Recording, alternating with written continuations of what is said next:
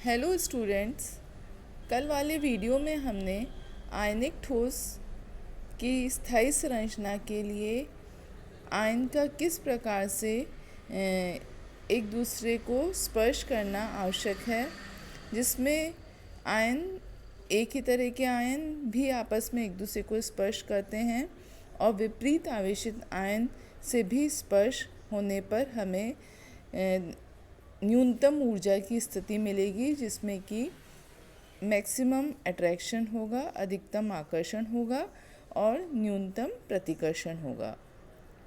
ऐसी स्थिति में जो हमें आयनिक ठोस प्राप्त होता है वह सर्वाधिक स्थायी होता है। इसके पश्चात हमने समनव्य संख्या के बारे में जानकारी दी थी मैंने आपको। उसी चीज़ को मैं आज के वीडियो में आगे बढ़ा रही हूँ। त्रिज्या अनुपात जब 0.414 होता है तो उस समय समनव्य संख्या 6 वाला अष्टफलकीय रचना बनती है और उस समय वही स्थायी होती है। तो इसके बारे में मैं ये जो टेबल मैंने बना रखी है उससे आपको क्लियर होगा कि अष्टफलकीय संरचना के लिए आर जो रेडियस रेशो है उसका मान 0.414 से लेकर 0.732 तक होता है और समनव्य संख्या 6 होती है। इसका एग्जाम्पल है NaCl एंड TiO2। यदि 0.732 से यदि आर का मान या रेडियस रेशो का मान अधिक होता है तो रचना घनीय बनती है और समनव्य संख्या का मान 8 होता है, जैसा कि सीजियम क्लोराइड, सीजियम ब्रोमाइड और कैल्शियम फ्लोराइड में देखा जा सकता है।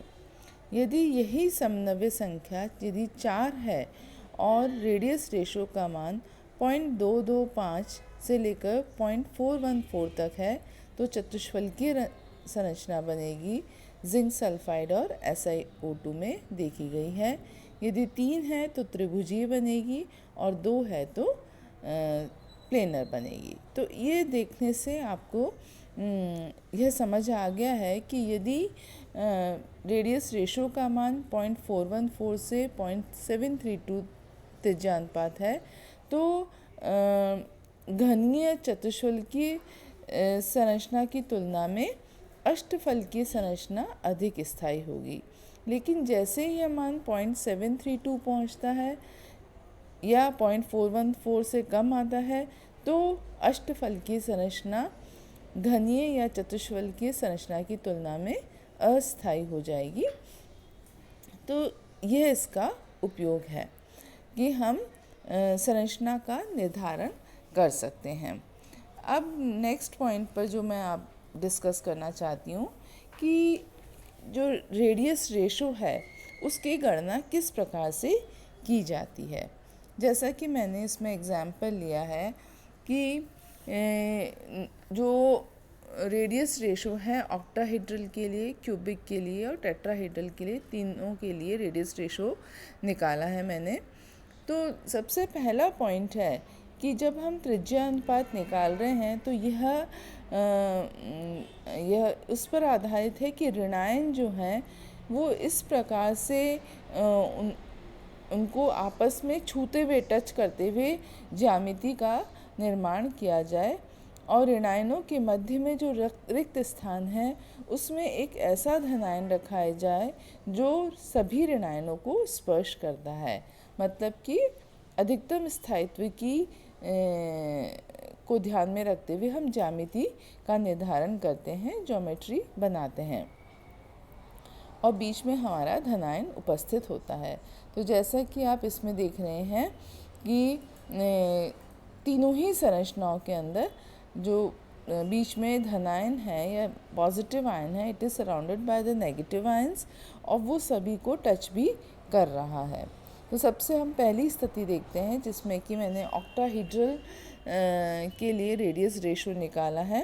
तो जब हम इसके R+/R- का निर्धारण करते हैं तो पूरी कैलकुलेशन के पश्चात हमारे जो मान है वो आता है 0.414। 0.414 जो है वो जो ये 1 लिखा गया है इसमें से 1 माइनस होगा, √2 की वैल्यू जो है वो 1.414 होती है, और जब इसमें से -1 किया जाएगा तो वो 0.414 आएगी।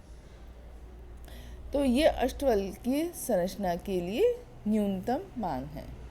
दूसरा जो क्यूबिक स्ट्रक्चर है उसके बारे में डिस्कस करेंगे, जिसमें कि RR का मान 0.732 आ रहा है। ऋणायनों की जब घनी व्यवस्था में हमने क्या देखा कि घन के कोनों पर तथा धनायन के केंद्र में जो O बिंदु लिखा है उसको हमने सभी धनायन और प्रत्येक ऋणायन को तथा पड़ोसी ऋणायन सारे एक दूसरे को स्पर्श कर रहे हैं। उसके पश्चात हमने इसका निर्धारण करा है, जिसकी इक्वेशंस मैंने क्रमशः इसमें लिखी हैं, जिससे हमें निम्नतम मान जो है वो 0.732 प्राप्त हो रहा है। थर्ड जो है वो है टेट्राहीड्रल